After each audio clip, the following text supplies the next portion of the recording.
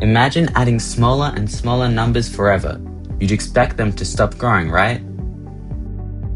Surprisingly, they don't always. Ancient philosopher Zeno posed the same idea about infinity in a real-world example. He argued that in order to reach any destination, you must first travel halfway there, and then halfway there again, and then half of that, forever and ever and ever, traveling half of each previous distance you traveled. By this logic, there are an infinite number of halfway points, so you should never reach your destination. This became known as Zeno's paradox. Obviously, this is not true, and calculus helps us understand this situation.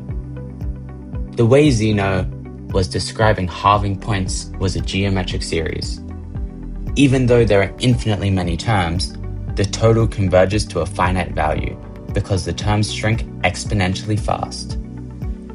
This is why generally, when adding progressively smaller numbers, we expect convergence. The harmonic series is one of the earliest mathematical examples where infinite processes behave unexpectedly. All of these functions shrink towards zero, and when we turn them into infinite series, most of them converge towards finite values. So what makes the harmonic so different? To make the harmonic series, you sum the reciprocal of all natural numbers, or in other words, you add 1 plus 1/2 plus 1/3 plus 1/4 and so on and so on. To understand why the harmonic series diverges, we can use the integral test.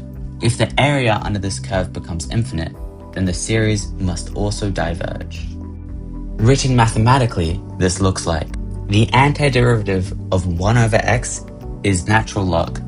Logarithmics grow extremely slowly, but never actually stop increasing.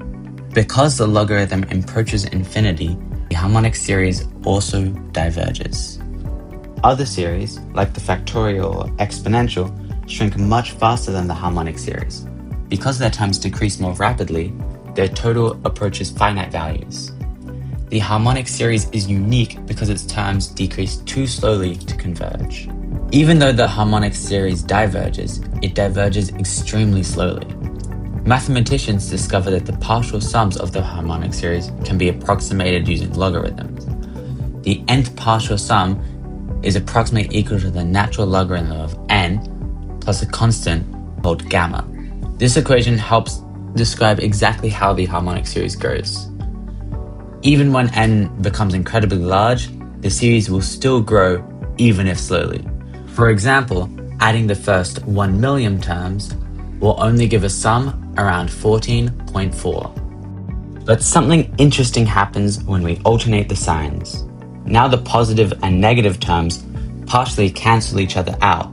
Since the terms decrease towards zero and are alternating signs, the alternating series test tells us this series converges, as the terms decrease monotonically towards zero. Now why does this actually matter?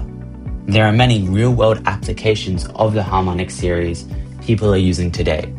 In computer science, harmonic sums appear in algorithmic analysis. Efficient sorting methods like quicksort involve logarithmic and harmonic behavior. Within machine learning, the harmonic series can be used to map the growth and learning of AI. These mathematical patterns help computers learn from massive amounts of data efficiently. The harmonic series has been studied for hundreds of years.